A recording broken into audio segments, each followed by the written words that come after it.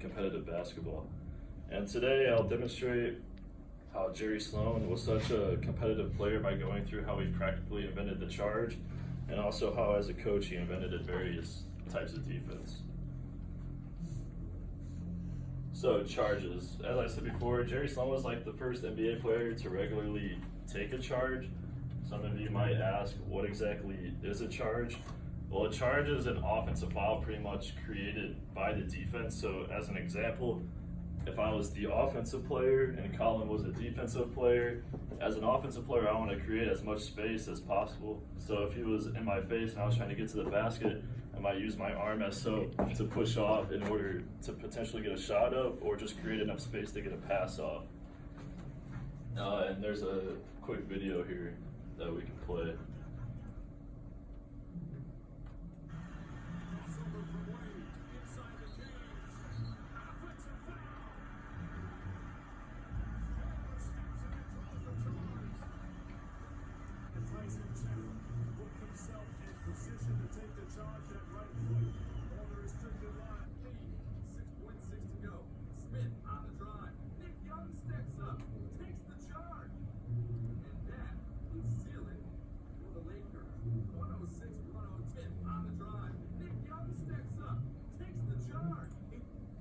So that's a couple examples of charges in the NBA. Now obviously Colin probably wouldn't have wanted me to go at him like that, so that's why we went with the video instead. But Sloan was well known for being kind of all over the court, diving and competing, and that was from Deseret.com, and that was kind of what made him up as a player, was how competitive he was.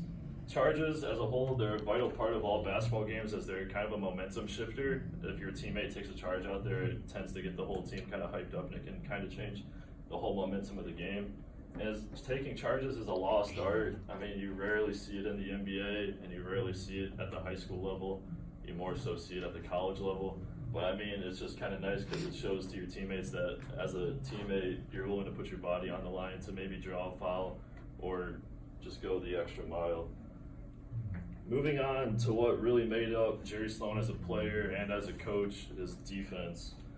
So defense as a coach, he was known for his various defensive schemes. Two of those were what's called trapping, and another one is what a popular defense is nowadays, which is a 2-3 zone. So starting with the 2-3 zone, it's pretty much you put two guys at the top of the key, like 3-point line, you put your three bigger guys on the baseline, and what it does is if you're facing a team that's maybe bigger or taller than you, it forces them to beat you by shooting rather than getting easy layups. And if you're facing a team that's faster than you with guards, it makes them also beat you by shooting rather than just beating you off the dribble every time.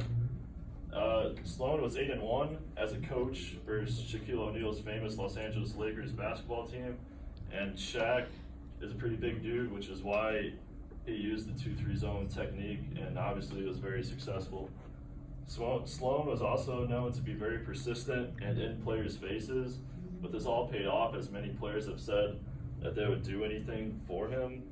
One of those being Karl Malone, who is a Hall of Famer, and he was a player under Jerry Sloan at the Utah Jazz. He said, a team represents their coach, and our team will do anything for him because he gives his all to us every day. And that was from SLC.com.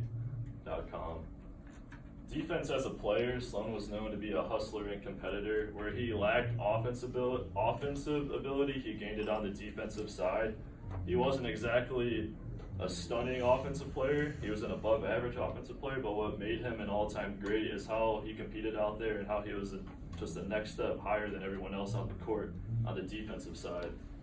At that time, Jerry Krause was the Bulls general manager, and he said that Jerry's the toughest guy I've ever seen, which also speaks to his competitive edge. Jerry Sloan is a monumental figure in the sport of basketball, not only as a player, but as a coach. He really made hard-nosed basketball, or competitive basketball, more prominent, especially at the professional level.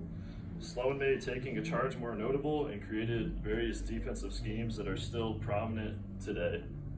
Now that I have demonstrated Sloan's style of play and coaching, Matt will tell you about Sloan's impeccable coaching career. I know all of you have heard basketball. I know all of you know basketball teams, they all have coaches on them. I'm here to tell you why Sloan was the best coach to ever be named. Sloan will always be a legend to us in Southern Illinois, but his legacy needs to be kicked up a notch, taped to national level. Sloan's name isn't as big as it needs to be. He was just introduced to be in the Hall of Fame this year, a couple years ago. Still waiting on that further inductance to be put in. But his name is slowly fading away since he is a retired coach after all. And the solution to have you guys know more about him is to listen up. He started out in Evansville, but he only was there for 5 days. 2 years later, he was hired on as a Bulls scout. He was only a scout for 1 season, then he was promoted to be the assistant coach for the team. Then in '79, he was promoted to head coach. That only lasted 3 seasons for him, since he had a rough start. He had 94 wins and 121 losses. And his second year they went to the playoffs, but he was fired due to his rough start that he had. Then he was picked up by the Utah Jazz. After being fired from the Bulls, he started as a scout for there, started right back down to ground level.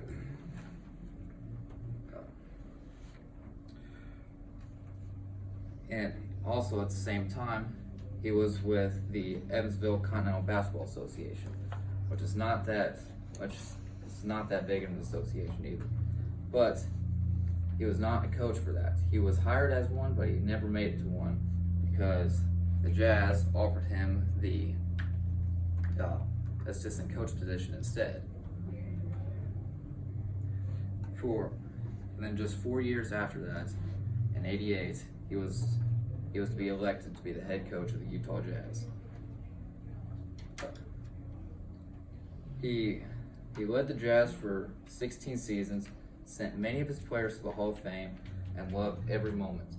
He had 6 division championships, 10 seasons with greater than 50 wins, and he went to the NBA Finals twice. But as Eric said, he lost. Each time they went to the finals, they met up with the Bulls and they ultimately took the victory. He was the 5th coach to collect 1,000 wins in their entire career, but he was also the first to collect 1,000 wins in one single team. Legendary numbers. Those aren't no rookie numbers. He was inducted to the Hall of Fame. We're hoping to hear back soon. He was one of the greatest coaches known, and he's not going anywhere soon, especially for us in Southern Illinois. We have covered Sloan's career, how it began, and how it has progressed over the years, starting as a scout to being one of the greatest coaches ever to be known, and one of the first coaches to reach 1,000 wins. I hope I have convinced all of you, as much as my research has convinced me, that Jerry Sloan is a legend in NBA history. Now back to Caleb to take it home. So today we've told you guys a lot about Jerry Sloan. Colin got us started by introducing you to the young boy that was Jerry Sloan, who went through a lot of struggles, being the youngest son of 10 children, and also having his father die at 4 years old. A lot of people probably would have crumpled underneath that, but not Jerry. He actually made himself better, and he proved that he could not be broken. The drive that was created when he was young, he used to fuel him for his entire career, starting off as an all-state player in high school, and then moving on to become to set a lot of records at the university and college level, playing for the University of Evansville. His skill as a player did not go unnoticed, as he was later drafted by the Baltimore Bullets, and he played for them for a year before transferring over to play for the Chicago Bulls, where he really built his legacy as a player. He played for them for 10 years, and during that time, he earned the nickname the True Bull for how aggressive he was on the court and how much he embodied what it was to be a Chicago Bull. After he retired, he started coaching, and like Matthew told you guys, he had a little bit of a rough start in his coaching career, but later, once he got with the Utah Jazz, he started to do a lot better. He kind of got his footing, and he led the Utah Jazz for 16 consecutive seasons. They won 6 division championships in that time, and over a course of 10 seasons, they played 10 total seasons with more than 50 victories in each. And he's famous as an NBA coach for being the very first to have 1,000 victories with one standalone team. And it's crazy to think that someone as famous and iconic as Jerry Sloan could live right down the road in McLeansboro, Illinois.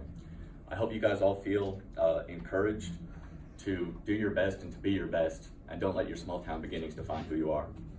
Thank you all so much.